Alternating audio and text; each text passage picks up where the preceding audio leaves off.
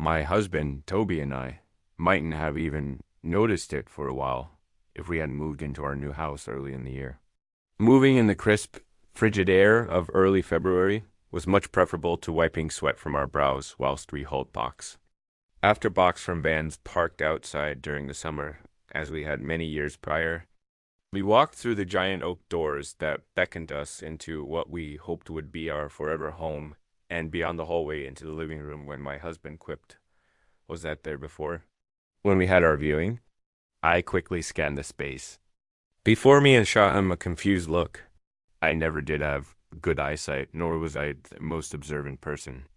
He raised a hand and pointed towards the wall directly opposite us, where a large calendar faced us. The place was unfurnished because we wanted to make it fully our own, and the moving company could only deliver our stuff the day after moving. So there wasn't anything to see beyond the bare bones skeleton of the house when we had our viewing. It did look out of place amongst the naked walls, but I still didn't take much note of it. For whatever reason, though, my husband did and dropped the bag strapped along his shoulder to take a look. Again, it may have been my eyesight, but he seemed to spot the dark red circle around one of the dates from where we were originally standing. "Hey, what do you reckon that date is marked for?" He wondered out loud. I walked up beside him and took a look for myself. Asterisk. I don't know. Maybe it's a birthday or something, I spoke, my tone indicating my tiredness and desire to just go to bed. "Yeah, maybe, but what's that doing here?" "It wasn't here for the viewing, and some dude's birthday has nothing to do with us," Toby said, ever inquisitive. Overly so when I was already tired. He began to flick through the rest of the months, and with a voice tinged with something beyond his usual excitement, announced that too. Other dates had been circled in that same red font along with some writing. Neither of us had noticed to that point. He always did love a good mystery, no matter how small. 3 dates were marked across the year and into the next. And the next, February 6th, June 19th, September 21st. "Don't go out," faintly written beneath each. Despite my reluctant intrigue and notice of his atypical demeanor, I told him that as much as I enjoyed diving into rabbit holes with him, I was too tired to play the guessing game that night, and we promptly carried our suitcases and backpacks up to the master bedroom and got ready for bed. The next morning, I woke up to Toby sitting on the couch from our old place the movers must have delivered and arranged as paid for, whilst I was still asleep. He was facing the calendar and scrawling something onto a notepad. As my footsteps came within his earshot, he looked up at me, and with that ever-comforting smile that never failed to reach his eyes, welcomed me into our new living room.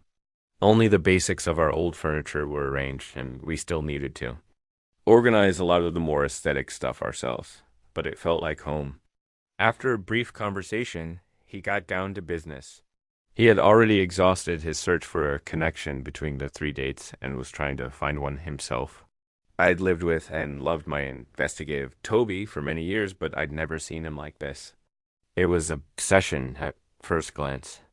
As I have admitted, the entire thing stirred up a quietly ominous curiosity within me, too. Something wasn't quite right with that calendar. Why those dates? Why couldn't we go out? Ever ahead in the sand, skeptic. I put it down to a joke of some sort.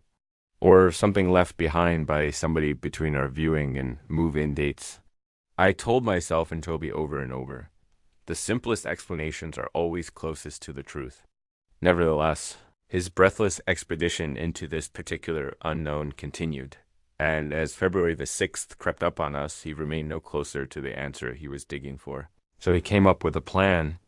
After reluctantly agreeing to go along with, the whole staying inside for the day rule, mostly to humor him and a tiny bit to give him a playful, smug look when his plan amounted to nothing. He asked me to join him on a neighborhood watch. Essentially, he planned to sit by the large window overlooking the lawn and the row of houses across from us all day.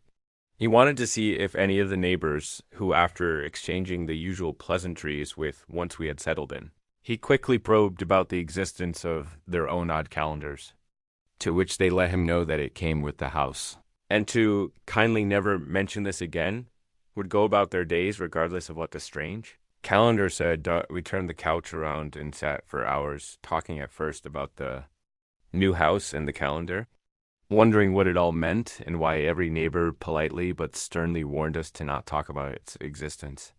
As the day went on and we grew bored of the guessing game and the silent street we looked out onto, we moved on to recalling the day we met and the many days we'd had together since. It became romantic, intimate, the two of us sitting there entangled in a conversation like that against the scene of life in a sleepy, peaceful suburb. But then Mr. Hudson from across the street went outside. He and his wife had been living in the neighborhood for quite some time, so we went over to introduce ourselves a few weeks prior. It all looked fine at first. We peered more intently through our blinds as he lit a cigarette and took a long, hard drag before obscuring his weathered face in the exhale of smoke that followed. And just as that cloud took his face out of our focus, he vanished, dematerialized. The cigarette remained suspended, the faint daylight glow of the flame that lit it pulsating in an inconceivable fashion. It dwindled until nothing much remained. Beyond the filter, and as trivially as he had disappeared, Mr. Hudson was standing on his lawn again. Burnt-out cigarette clung between his fingers as if he had been there the entire time. Toby stared at me with an intense horror that my own eyes must have conveyed too, and neither of us spoke until Mr. Hudson had walked back into his and his wife's house. Did I ... Just see that right?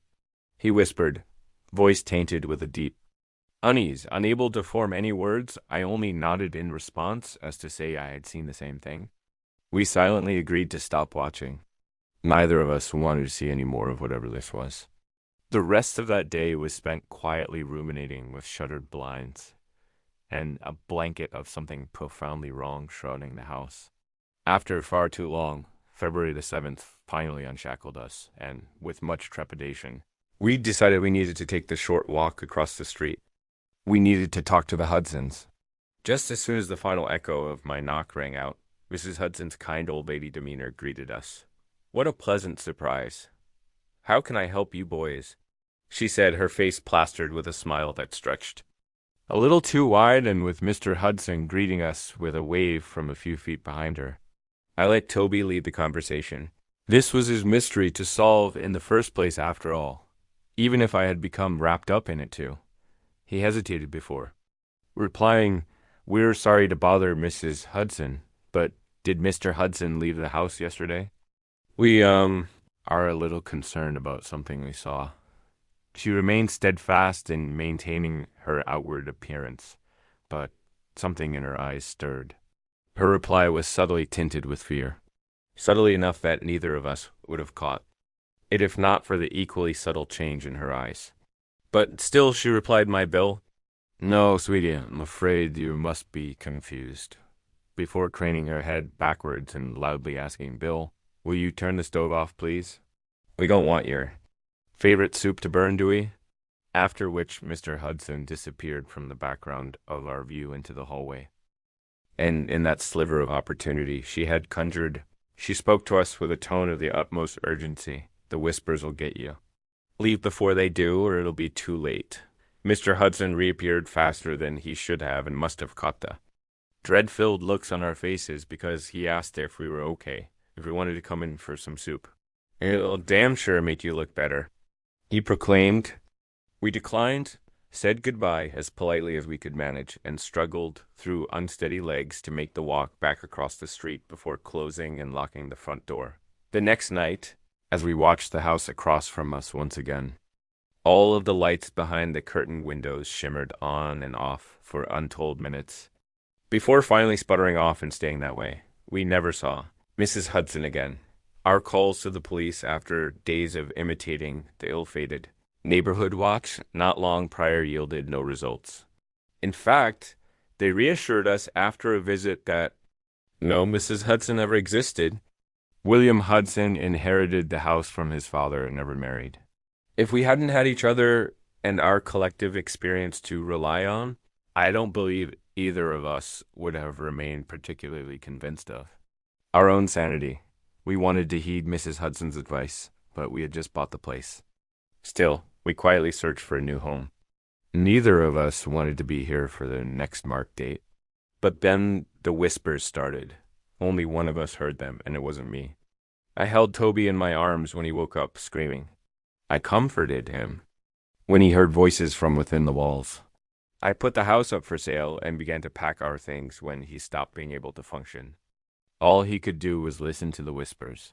He said they beckoned him outside, told him something wonderful was waiting for him out there, and all he had to do. Unlock the front door and step outside to see it all for himself. Yesterday was June the 19th, our second marked day together. I tried so hard to saint,